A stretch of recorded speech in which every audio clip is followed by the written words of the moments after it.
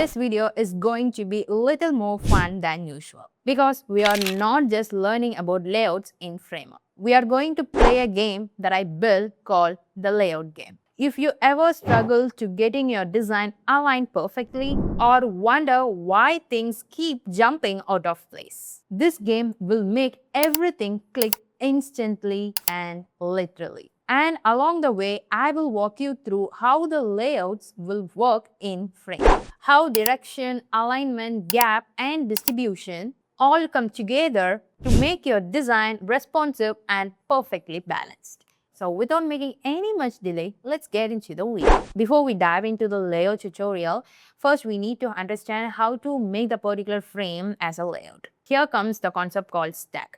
So if you want to learn about the position, sizing, frames and framer fundamentals, you can check out my videos in my channel, or either I will provide the link in the description below. First, let's go here, and here I have used the two frames, and everything can be placed wherever we want. So this is not the case. We need to make the particular frames that is to be perfectly aligned inside a frame. So how to make that? We need to make the parent to be in a layout. So which is the parent? This team item is the parent. If you are seeing this particular a square, then you're not in a stack. If you want to make that as a stack, you need to go to the layout. I have to click on this plus icon so that stack will be enabled. So this is how you need to enable the particular frame to be in stack. And comes the properties. Here you can find the properties of direction, distribution, alignment, wrap, gap, and padding. Okay, now let's understand the direction. Here we have two types of direction, that is horizontal and vertical. If you make the direction to be in horizontal, all the elements, that is the frames which is inside the particular frame, will be aligned in the direction of horizontal. So it will be like left to right. Okay, so coming to this, if I make the direction to be in horizontal, see every frames, that every element is aligned from the left to right. The next thing is with vertical direction. If I make the direction to be in vertical, then all the elements which is inside the frames, everything will be aligned from the top to bottom. Okay, that all the properties which you are going to apply here will be applied only to its child. Let me explain you here. Here comes this team items. Here I have given the direction to be in horizontal. So if I give the direction to be in horizontal for this one, all the child element which is inside it will be applicable for this direction. Okay, so I have chosen this. I have given the direction to be in horizontal. So all the children which is inside it will be based on this property. Okay, the same things follows for the vertical. The next thing is distribution. Here we have 6 types of distribution. That is start, center, end, space between, space around, and space evenly. So here I have provided the direction with the horizontal, and if I choose the distribution to be its start, it will be at the start. And if I make it to center, it will comes to the center. And if I make it to end, it go to the end. And the next option is space between. If I click on the space between, it will occupy based on the space available around it. Okay, and then here we have space around. So here it will make some of the space around it. And then we have space evenly. Then all the spacing between this will be distributed evenly. Okay, so this is the concept of the distribution. And then we have an alignment. Okay, let me make it to the start. Okay, now we have the alignment. Now you can understand it clearly. Here we have the direction to be the horizontal and the distribution to be at the start, and we have provided the alignment to be at the top. So if we have provided the alignment at the top and distribution at the start and direction to be in horizontal, this positioning will be at the top and start of that particular frame. If I make it to center, then it comes to the center, but the distribution is still in start. So this position will not change. It will be in start. Only the alignment comes to the center. If I make it to bottom, it goes to the bottom. So here comes one scenario. I need this particular element to be in the center of that particular frame. Then we need to make the alignment to be at the center. So it comes to the center, and also we need to reduce and also we need to make this to comes to the center without giving this much of space. It's like it's at the beginning of that frame. So for that we need to go to the distribution and we need to make it to center. So if we make the distribution to be in center, alignment to be in center, it automatically comes to the center. Okay. If I make the alignment to be at the bottom, it comes to the bottom. If I make it alignment to be at the top, it goes to the top. This is the center. So in some cases, we need to make all the elements to be in center, but we need to make the alignment just to be at the top or the bottom. So for that case, you can make use of this. Okay. And next is a vertical direction. So here, as I have already said, in the direction, all the element which is inside its parent will be aligned in the vertical direction. And also here comes, let me explain you clearly. Okay, here comes, we have provided the distribution in the start in the vertical position. So in the vertical position, if I make the distribution at the start, it goes at the top of the particular frame. Okay, and if I make the alignment to be in left, it goes to the left. And if I make the alignment to be in end, it goes to the end. Okay, now let me make distribution to be in center. So it comes to the center here and here. If I make it to the end, it goes to the end and center and end. So this is how the direction, distribution and alignment will work. And then we have a padding and gap. It's coming to the gap. Here we can provide the spacing between each elements. Okay, so now I need to provide somewhere between 50 pixel between these elements. So for that, what we need to do, we need to select its parent. So what is the parent for these frames? This is the parent, right? So that is team item is the parent. So while selecting this, we need to go to the gap. Let me select this and we can provide the necessary gap. So however you want, you can provide the gap, even you can use the slider. Okay, for instance, let me give it to 40. Okay, so that you have understand about the gap, and then we have a padding value. Again, the padding value should given to its parent. So again, this is the team item, this is the parent, and we have to go to this padding. If I provide the padding value directly here somewhere around 40, then it will be applicable to all over. It will take the 40 pixel at the left, right, top and the bottom. And if I choose up here, then you can give the padding value in each of the place. So for the top, if I provided with a 40, and we can provide the bottom to be around 80, and for the left and right, it can be 20 and 20. So if in cases you want to provide the padding value differently from other, then you can make use of this. And if you want to provide the equal padding all over, just you have to choose this one and you can provide the value directly here. And then we have another option called wrap. It's like wrapping all the element which is inside this. So for this, let me take this example and let me give the width of it to around 100%. Okay, so in some cases I need to give this particular element width to be in 100% rather than other. So if in this cases I can't able to view that, but and also I need to give the particular width to be in 100%. So in this cases we can use the concept called wrap. Okay, so let me select this parent. This is the parent. I am going to use the wrap. So all the elements all the elements can be wrapped which is inside that particular frame.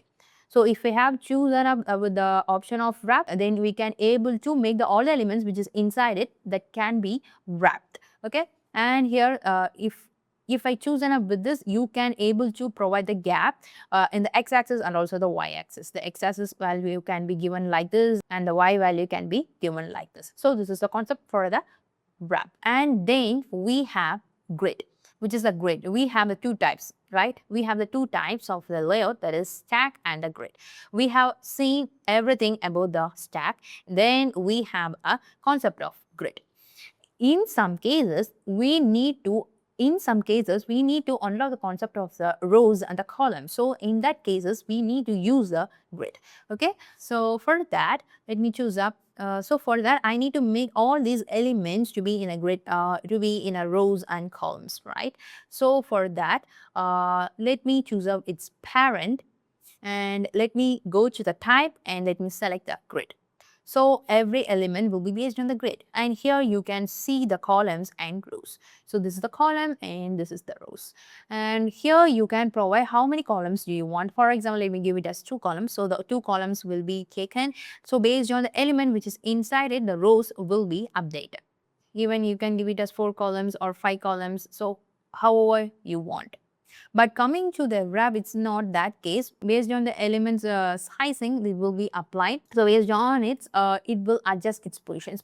But coming to the grid, we can able to adjust its the number of columns and number of rows. So this is the advantage of the grid. And then, as we have already seen in the wrap, here too we can provide the gap for the x-axis and the y-axis. You can give it like this and like this, and even the padding value can be provided here. So that you have understand the concept of the layouts, we have seen about the direction, distribution, alignment, gap, wrap, padding, and everything. Now let's go to the layout game and understand how the layout properties will work on. Now let's see how the layout games works. Here I have given up with around 18 levels, and here you can see the instruction that need to be done, and here is the playground. Okay, this is the level 1. Here there is an instruction called move this particular circle to its corresponding outline. Okay, so this thing can be done by selecting this particular frame, and then we need to go to its properties. Okay, so what's the instruction? We need to make this green circle that to be aligned inside this particular circle. Okay, so let me select this particular frame and let me go to the distribution first. So for that, we need to make this particular circle that comes to the center. So let me make the distribution to be in the center. So it comes to the center, and then we need to make the alignment to be in center. So this is how we need to play the game. Then let's go to the level 2. Now we need to move this circle to its corresponding outline. Okay, so again I'm going to select this particular frame. Let me go to the direction. Okay, the direction to be in horizontal, that is right, and now the distribution to be in the center. Now this circle comes to the center. This is the level 3. Let me select this one and let me go to the distribution and make it to center. It's not working properly. So what we need to do, we need to choose up with the space between, space around, or space evenly. Let me select the space between. It's not working. So let me choose up with the space around. So this is the correct option. So likewise, you can able to understand how to make use of this layouts. Okay, let me go to the level 4, and here I need to bring all the circles to at the bottom. Okay, now let me choose up with the alignment to be in N. So let me select this one. Okay, it's perfect. The next, the level 5, and here we need to make it to be in center. So again, make the distribution to be in center, and let me make the alignment to be in center. No, it's not working properly. So let me select the space around. Yeah. Then we have a level 6. We need to make the circle that to be arranged here and here. Now let me make the distribution to be in center here. So this is not working properly. So here we can able to understand this circle need to be in the direction of vertical, right? So let me change the direction to be in vertical.